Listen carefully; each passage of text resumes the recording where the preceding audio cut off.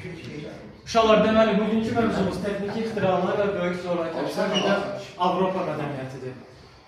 Texniki ixtiralar, dövrün texniki ixtiralarına baxsaq, ilk olaraq su mühərriklərinin təkmilləşdirilməsi, sonra yuxarıdan fırladılan çarxların yaradılmasıdır. Bu dövrə qədər adətən aşağıdan fırladılan çarxlar inkişaf etmişdir. Bu dövrdən etibarən isə yuxarıdan fırladılan çarxlar. Yəni bu o deməkdir ki, orada su tökülürdü və o fırlanması nəticəsində enerji alınırdı. Yuxarıdan da olanda daha sürətli dövr edilirdi. İkinci kəşf domino sobalarının kəşfidir. Bu metal əritməsində çox mühüm rol oynuyordu. Yeni metalların kəşf edilməsi isə daha çox istehsala imkan verirdi. Daha sonra yeni silahlar. 15-16-cı əsrlər yeni silahların kəşf edildiyi dövrdür. Tüfənglər, tapancalar, ağır və səhra topları kəşf edilmişdir. Yeni silahların kəşfi isə özlüyündə bir neçə şeyi dəyişmişdir. Bunun əsas dəyişən cəhətlər onlardır ki, artıq əvvəlki kimi ağır silahlı cəngavər ordusuna ehtiyac duyulmur. Artıq yeni, muzlu ordu növünə, yəni krallar ağır silahlarla, tüfənglərlə muzlu ordu saxlayırdılar. Daha sonra kompas artıq kəşf edildi. Kompasın kəşfi böyük coğrafi kəşflərin də yaranmasına səbəb oldu. İnsanlar, təbii ki, səyyahlar üfüqün cəhətlərini müəyyən etməklə dənizlərə, okeanlara açıldılar. Dövrün dənizə aiddir, dənizçiliyə daha bir dəyişikliyi karavellalardır. Karavellalar 15-ci əsrdə kəşf olunmuş yeni gəmilər idi, sürətli gəmilər idi. Əvvəl belə idi ki, külək hara istiqamət verirsə, gəmilər ancaq o istiqamətdə gedir. Ancaq yeni gəmilərdə artıq istədikləri istiqamətdə gəmiləri idarə edə bilirdilər. Baxın, bu yeniliklər ümumilikdə hamısı Avropada daha da inkişafa gətirib çıxardı və böyük coğrafi kəşflərin yaranmasına gətirib çıxardı. Böyük coğrafi kəşflərin müxtəlif səbəbləri var. Bura aid iqtisadi, siyasi səbəblər. İqtisadi səbəblər müxtəlif əhalinin müxtəlif təbəqələri yeni torpaq axtarışındadır. Məsələn, 14-cü əsrdə vəba yayılmışdı, Avropa əhalisinin yarısından çoxunu itirmişdi. Ona görə insanlar daha başqa ərazilərdə yaşamaq istəyirlər. Feodallar və yaxud da sahibkarlar veriləsə yeni torpaqlar ələ keçirmək istəyirlər. O cümlədən krallar, baronlar, cəngavərlər və s. yeni ərazilər, yeni torpaqlar əldə etmək istəyirdilər. Böyük coğrafi kəşflərin başlamasında daha çox İspan, Portuqal, deməli, İtalyan dənizçilər rol oynamışdı. Amma demək olar ki, bunların böyük hissəsi əslində quldur idi. İlk olaraq başlayırıq Bartolomé Dias'dan. O, deməli, Portuqal idi və 1488-ci ildə kitabda şəklinə baxsınız, xəritəyə baxın kitablarınızda. Bartolomé Dias çıxır Portuqaliyadan, Afrikanın qəribi ilə aşağı cənuba doğru irəliləyərək gəlir və Ümid burnunu, Afrikanın ən cənub nöqtəsi coğrafiyadan bilirsiniz də, hələ Ümid burnudur. O, oranı kəşf edir, ancaq geri qayıdır avtomatik. Yəni, Hindistan sahillərinə kimi getmək istəyirdi, getmir. Çünki gəmidə olan insanlar arasında xəstəlik yayılmışdı, narazılıq var idi və geri qayıdır. O xəstəliyin adı var idi? Yox. İkincisi keçirik Xristofor Kolumb. Xristofor Kolumb İspan kralının yanında, özü şəxsən İtalyan idi əslən, İspaniya kralının yanında xidmət edirdi və o İspan kralını inandıra bilir ki, Hindistana dəniz yolunu kəşf edəcək. Və çoxlu miqdarda pul alaraq İspan kralından gedir qərbə doğru, Atlantik okeanı keçərək qərbə doğru başlayır. Ancaq gedir çıxır Kuba, Haiti adalarına və Amerika qitəsinə. Kolumb bir neçə dəfə səhv eləmirəmsə gedir və hər dəfəsində də oranı Hindistan bilir, orada yaşayan insanlar isə adlandırır. Və Kolumbun kəşf elədiyi ərazinin heç o yeni materik olduğunu, yeni qitə olduğunu bilmir. Amerikanın adı isə Amerika Vespucci'nin adı ilə bağlıdır. Kolumbdan sonra Amerikaya getmiş və orada Gərək demişdi ki, o Hindistan zaten yeni materik və onun adı ilə Amerika adlandırılmışdır. Bir də Vasco da Gama var. 1998-ci ildə Vasco da Gama Hindistana dəniz yolu kəşf etmişdir. Hindistana dəniz yolu kəşf etmək necədir? Yəni çıxırsan İspaniyadan, Afrikanın sahilləri ilə gəlir, Ümid burnundan keçərək gedir Hindistana. Vasco da Gama Hindistana gedərkən orada vəhşiliklər də törətmişdi və sahilə çıxmışdı, insanlar onlara kömək eləmişdi, belə xəstələr sağalmışdı. Bunların əvəzində oranı soyub qalıyıb. Əsasən oradan baharat deyirlər, ədviyyat yəni. Ədviyyat çox baha qiyməti gedirdi o vaxt. Ədviyyatları yığıb qayırmışdı. Dünya tarixində dəyişən hadisələrdən biri isə Fernando Magellan'ın dünya səyahətidir ki, 3 il ərzində deməli İspaniyadan çıxmış, gəlmiş, xəritənin gözümüzün qabağına gətirin, Atlantik okeanı keçib, Cənubi Amerikadan keçib, Sakit okeanından qayıtmışdı İndoneziyaya, o adalara, Filippin adalarında yerli əhali ilə döyüşdə həlak olmuşdu Magellan. Ancaq dostu davam gəlib, dostu davam etdirmişdi və gəlib çatmışdı. Magellan'ın bu səyahəti onu göstərdi ki, dünya küre formasındadır və bütün materiklər, bütün okeanlar diri yerlərdir. Uşaqlar, coğrafi kəşflərin özünün iqtisadi, siyasi nəticələri var. Baxın, iqtisadi nəticələrə baxsaq, məntiqlə, qulaq asın. İqtisadi nəticələr nələrdir?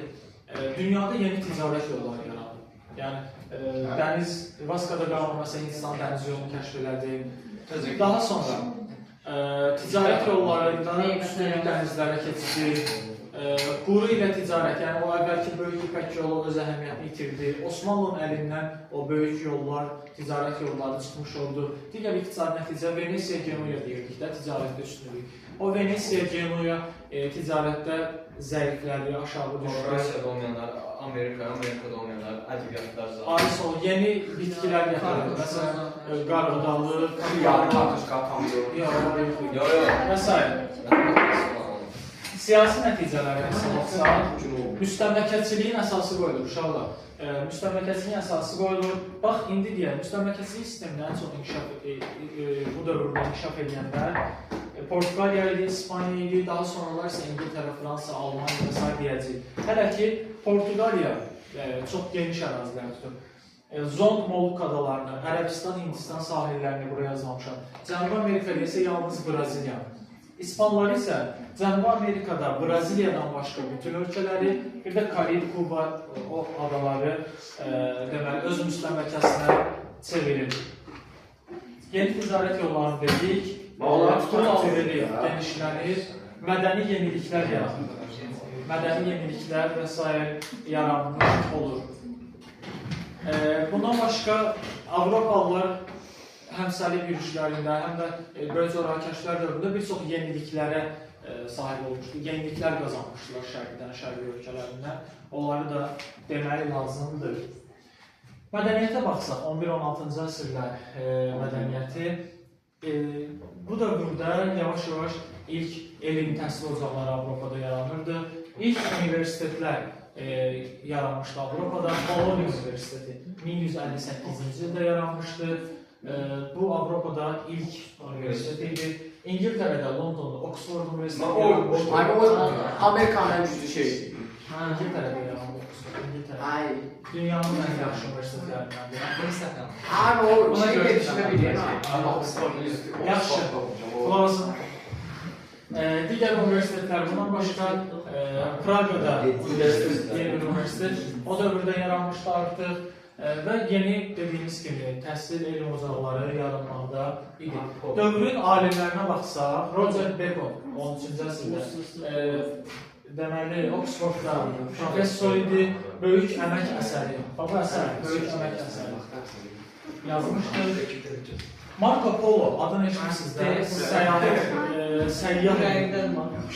Marco Polo dövrünün məşhur səyyahı idi, səyahətləri barədə əsərlər yazmışdır. Bir də, dünyada ilk kitab çapı 1445-ci ildə Alman Gutenberg tərəfindən olmuşdur. Sonra bu kitab çapının kəşfinin istifadə olmuşdur.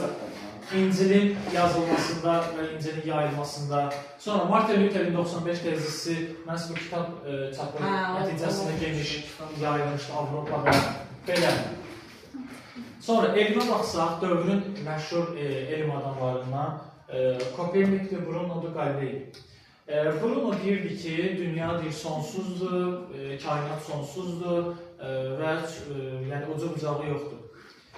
Kopernik deyirdi ki, dünya yer, məsələn, günəş ətrafında fırlanır, yer öz ətrafında fırlanır. Xərcimiz də var, Bəli. Galilei isə ilk dəfə teleskopla dünyanı, belə desək, ulduzları, səma cisimlərini baxmışdı səma cisimlərini.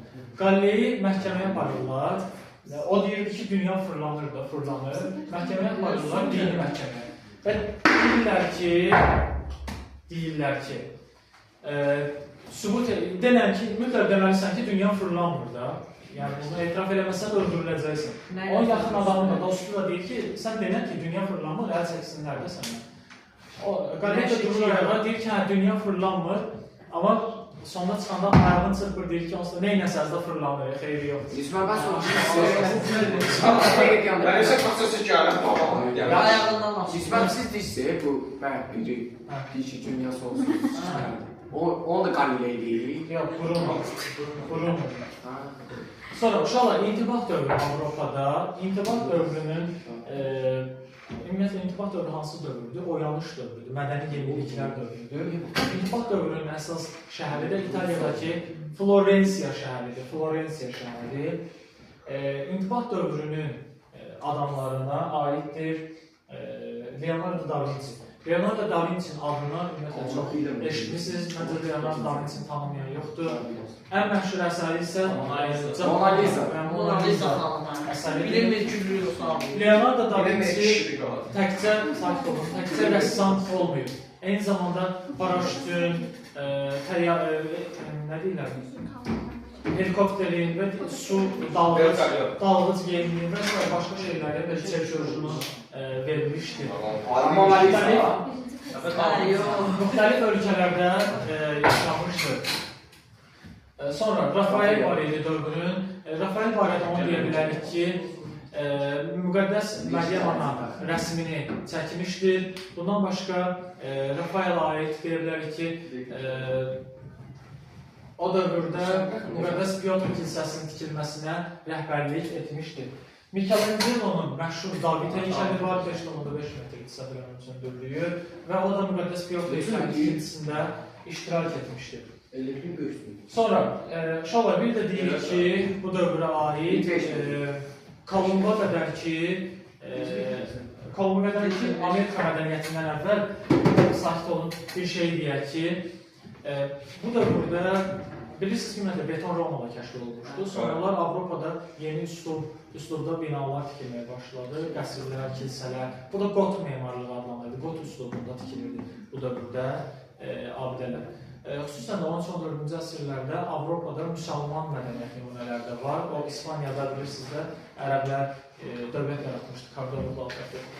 Ondan qalan dövlətlərdən Sevilliyada Əl-Kəsar, Granadada Əl-Həmra kimi məscidlər hal-hazırda da qalmaqdadır, məscidlər. İsmail, o gidizə necə metrdir o? 5,5 metr olmalı. O da 5 metr. Sonra, Kolumba qədər ki, Amerika, yəni ki, müstəmləkəyi sevilməmişdən əvvəl Avropalılar Amerikaya gedərkən orada 3 dənə xalq böyük mədəniyyət yaratmışlar. Mayalılar, Azteklər və İnklər. İlk olaraq, Mayalılar dövrün ən böyük yeniliklərini yaratmış xalqı idi.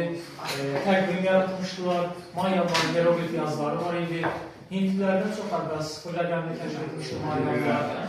Hintlilərdən çox əvvəl sıfır rəqəmini kəşf etmişdi. Onda biz İngiltərdə ilk sıfır rəqəmini Hintlilərdə. Amma indi bu tam rəqəmini Tarixdə xəritədə də səhv var. Orası körfəz. Yox, dənizə körfəz deyil, körfəzə dəniz. Məncə səndə səhv. Sonra, paytaxtı da Azteklər Meksikada yaşayırdılar. Mayalılar paytaxtı Çeçenikada dilləri, məbədlər tikmişdilər. Azteklər əsasən hərbi işlə məşğul idilər, paytaxt Mexiko idi. İnklər də indiki Peru'da yaşayırdılar və onların güclü poçt rabitəsi var idi. Hansı ki, bu poçt rabitələrdir, yəni belə sal, nə deyirlər, körpülər düzəldirdilər. Axı Peru dağlı ölkədir, çox dağlı ölkədir. Coğrafiyadan bilirsiniz herhalde. Ara mənim bir dənə Peru, Aa, ölkə. Və onlar da öz mədəniyyətlərini yansıtmışdılar. Belə uşaqlar bu qədər